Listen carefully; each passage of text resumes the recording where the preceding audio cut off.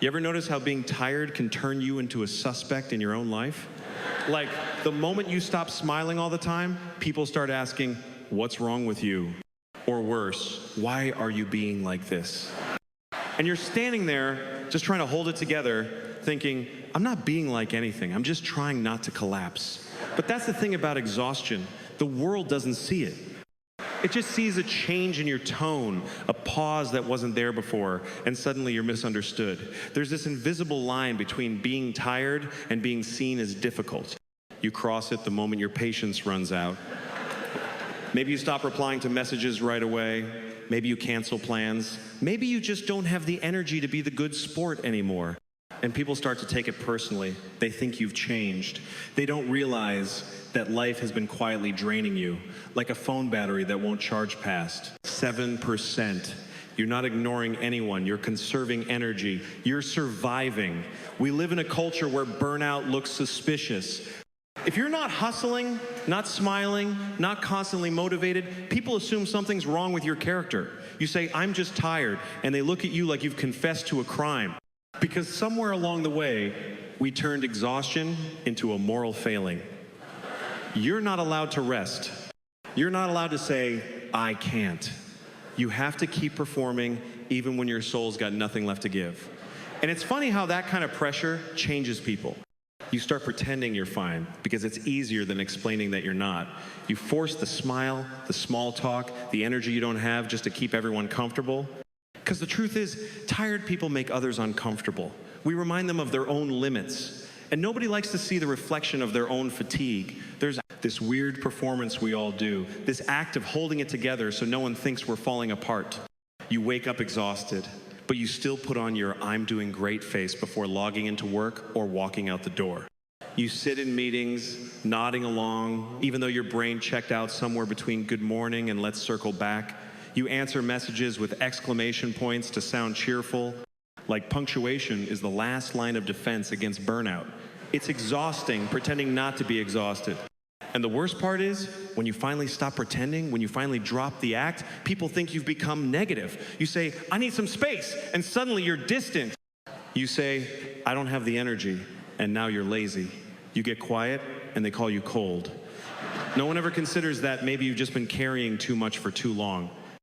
Because tiredness doesn't look dramatic. It's subtle.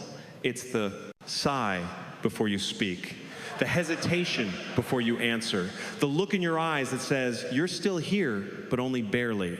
It's easy to misunderstand someone who's tired because they stop explaining themselves. You just don't have the energy to defend every mood, every silence, every no. So you let people think what they want. You let them build their own stories about you. Because fighting for understanding becomes one more thing to add to the list, and that list is already too damn long. And that's how burnout turns into isolation. Not because you push people away, but because you stop trying to pull them closer. You stop correcting the narrative. You stop saying, it's not you, I'm just drained.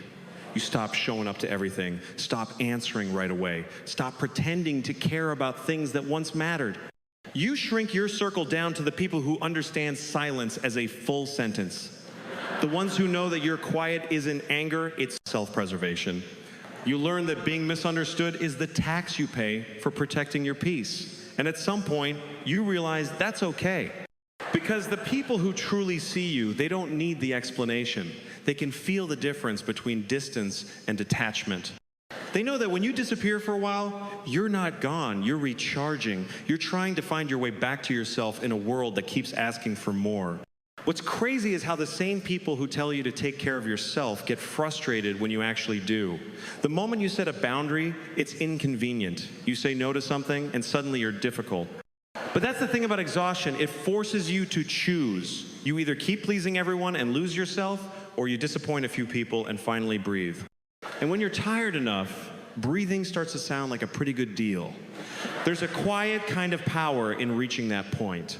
The power of not faking it anymore. You start to see that you're not obligated to perform energy you don't have. You stop apologizing for needing rest. You stop explaining why you can't be everything for everyone.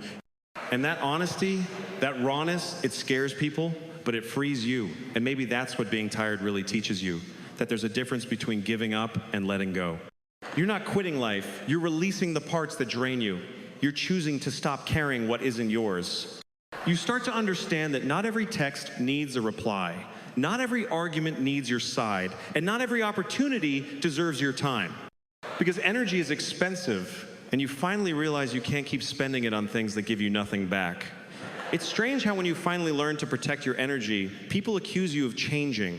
They say, you used to be so nice. And you're like, yeah, I used to be so tired. Niceness, when it's constant, often means exhaustion disguised as generosity. It means you've been giving beyond your capacity for too long. When you stop, it looks like selfishness, but really, it's self-respect. You learn to accept that being misunderstood is part of healing.